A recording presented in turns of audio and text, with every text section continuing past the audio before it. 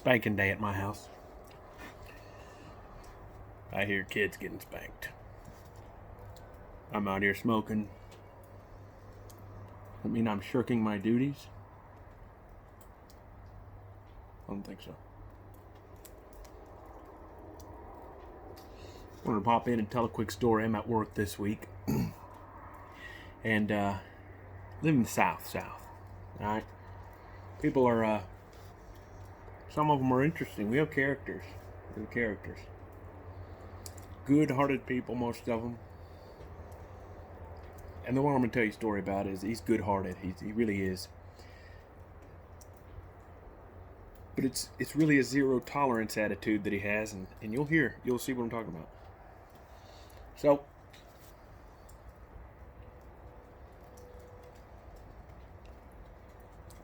I'm walking up to work. I'm walking up Building 3.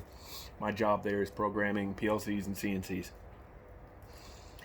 And currently, I'm training underneath a guy who's getting ready to retire. So, before too long, it'll be me who picks up that heavy gauntlet and runs with it.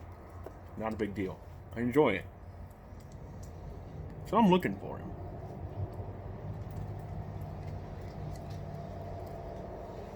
And he's over with this cluster of a couple other fellas.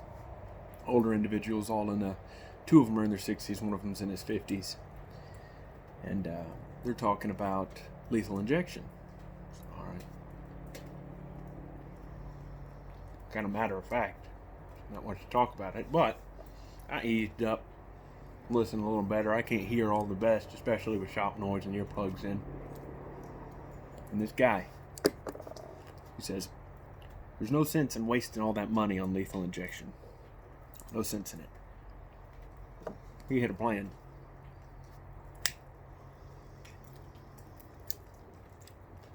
He said, we need to get a porta potty, an outhouse, porta commode.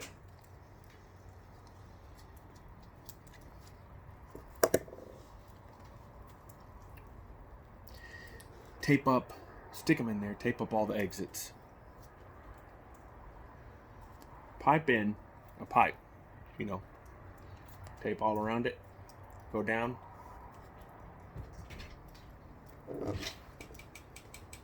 What's up, buddy? How many hot dogs do you want? My little friend.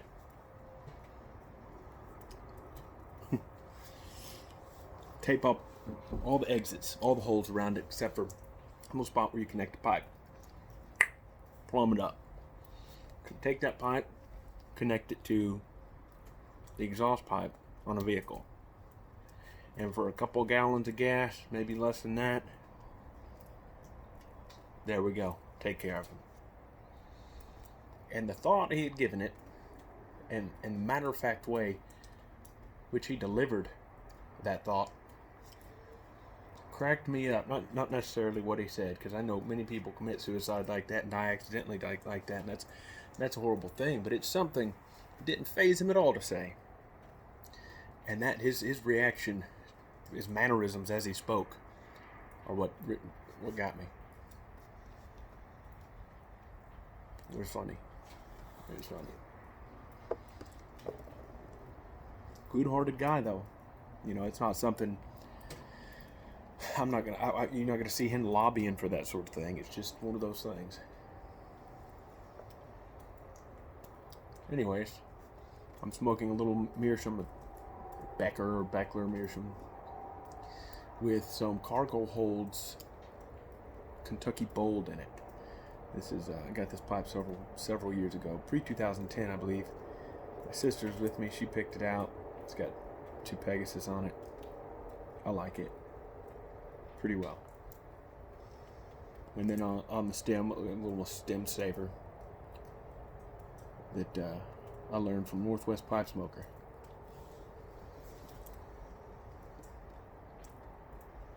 I picked up other hobbies I haven't mentioned in my previous videos, and those are hats. I don't believe you guys have seen me in any big hats, but it wasn't until a couple years ago that I found one that fit well. And since then, my gosh, it's been like crack. I wanted hats.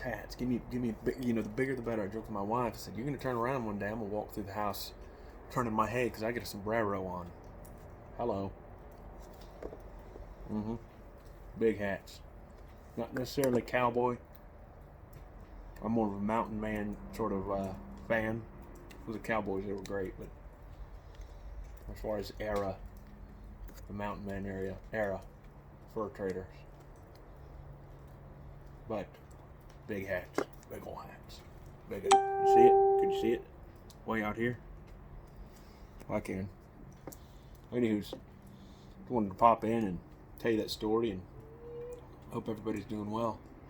So, I guess I'm going to have to roll in and see who got popped for what. I'll see you guys later.